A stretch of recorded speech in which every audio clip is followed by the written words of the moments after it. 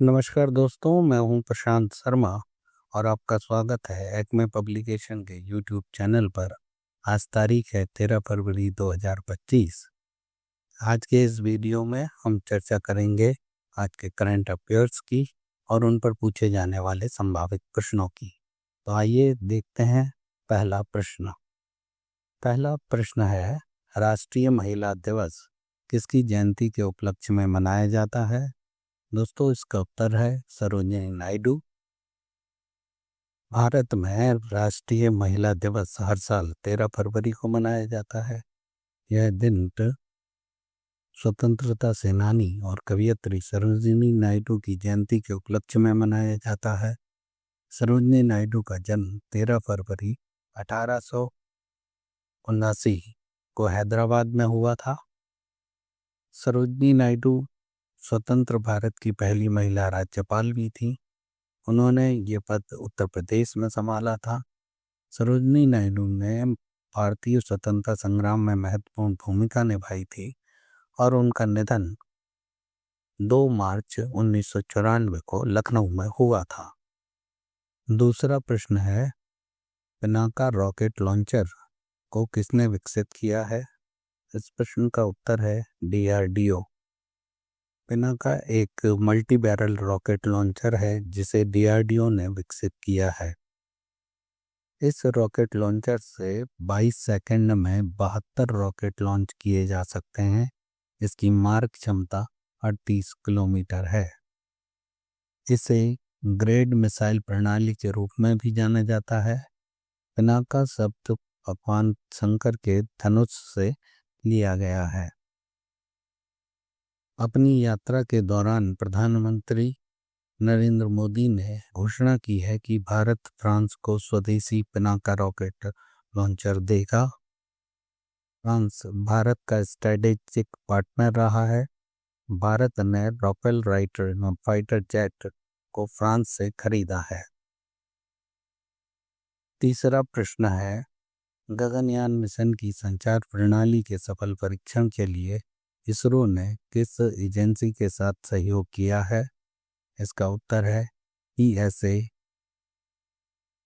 इसरो ने मानव सहित अंतरिक्ष मिशन गगनयान की सफलता के लिए यूरोपीय अंतरिक्ष एजेंसी ESA के साथ एक महत्वपूर्ण परीक्षण पूरा किया है। भारतीय अंतरिक्ष अनुसंधान संगठन इसरो ने यूरोपीय अंतरिक्ष एजेंसी के साथ मिलकर गगनयान के ऑर्बिटल मॉड्यूल की संचार प्रणालियों के नेटवर्क संचालन में सफल परीक्षण किया है। चौथा प्रश्न है, करप्शन परसेप्शंस इंडेक्स 2024 में भारत की रैंक क्या है? तो दोस्तों, इसका उत्तर है 96।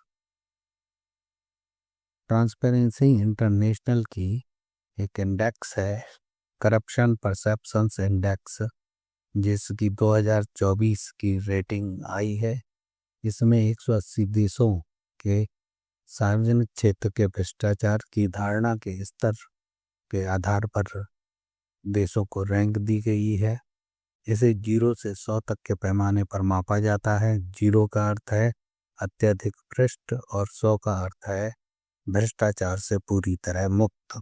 इस इंडेक्स में डेनमार्क सबसे ऊपर है। इंडेक्स में सबसे अधिक अंक 90 अंक डेनमार्क को मिले हैं। दूसरे स्थान पर फिनलैंड है जिसे 88 अंक मिले हैं। भारत की इस इंडेक्स में रैंक 96 है। भारत के पड़ोसी देशों की स्थिति भी जान लीजिए कि चीन इसमें सबसे अच्छी स्थिति में है। भारत के अन्य पड़ोसियों में पाकिस्तान 135वें स्थान पर है और श्रीलंका 121वें स्थान पर। बांग्लादेश की रैंकिंग और भी नीचे है, वो 149वें स्थान पर है। पांचवा प्रश्न है, अगला AI शिखर सम्मेलन किस देश में आयोजित किया जाएगा? इसका उत्तर है C, भारत। अगला AI शिखर सम्मेलन भारत में आयोजित किया जाएगा। इस बात को पेरिस में हाल ही में हुए AI एक्शन समिट के दौरान घोषित किया गया था।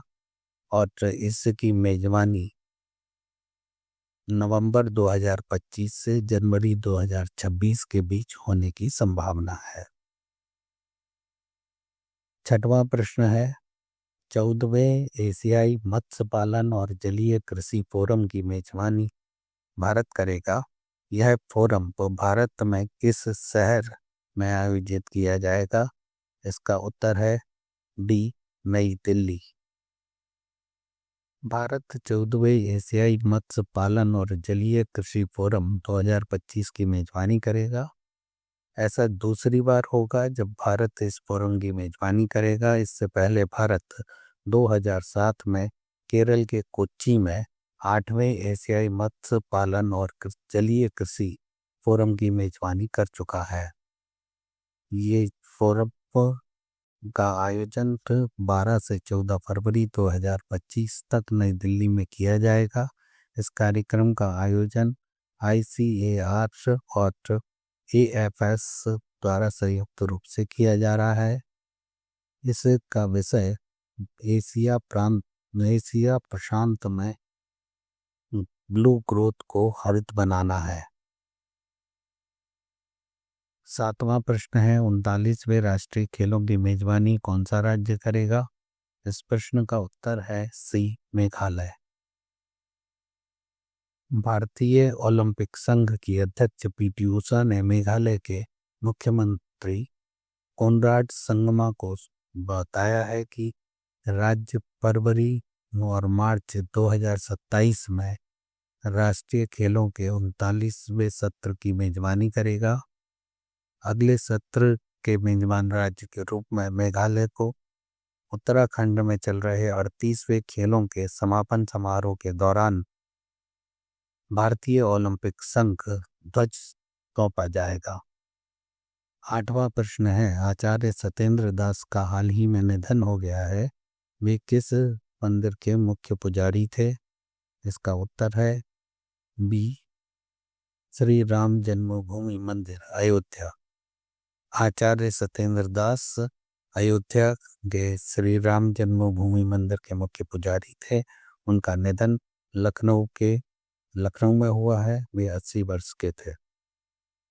9वां प्रश्न है, आईफा 2025 में उत्कृष्ट उपलब्धि पुरस्कार आउटस्टैंडिंग अचीवमेंट अवार्ड किसे दिया जाएगा? इसका उत्तर है सी, राकेश रोशन। आईफा पुरस्कार 2025 में दिग्गज भारतीय फिल्म निर्माता राकेश रोशन को उत्कृष्ट उपलब्धि पुरस्कार देगा। यह पुरस्कार तो उन्हें भारतीय सिनेमा में उनके योगदान के लिए दिया जा रहा है। यह पुरस्कार समारोह 8 से 9 मार्च 2025 को राजस्थान के जयपुर में आयोजित किया जाएगा। 10वां प्रश्न है, टॉम क्रूज को फ्रांस का प्रतिष्ठित एरोनॉटिक मेडल किस कारण से दिया गया है? इस प्रश्न का उत्तर है बी, विमानन क्षेत्र में योगदान और पायलटों को प्रेरित करने के लिए टॉम क्रूज को यह पुरस्कार दिया गया है। टॉम क्रूज को एरो क्लब दी फ्रांस के ग्रांडे मेडल से सम्मानित किया गया है। यह पुरस्कार तो उन्हें विमानन के इतिहास में महत्वपूर्ण योगदान और भावी पायलटों को प्रेरित करने के लिए दिया गया है। टॉम क्रूज को एरो क्लब दी फ्रांस की अध्यक्ष कैथरीन मेनोरी ने यह पुरस्कार प्रदान किया है। आज के वीडियो में इतना ही। धन्यवाद।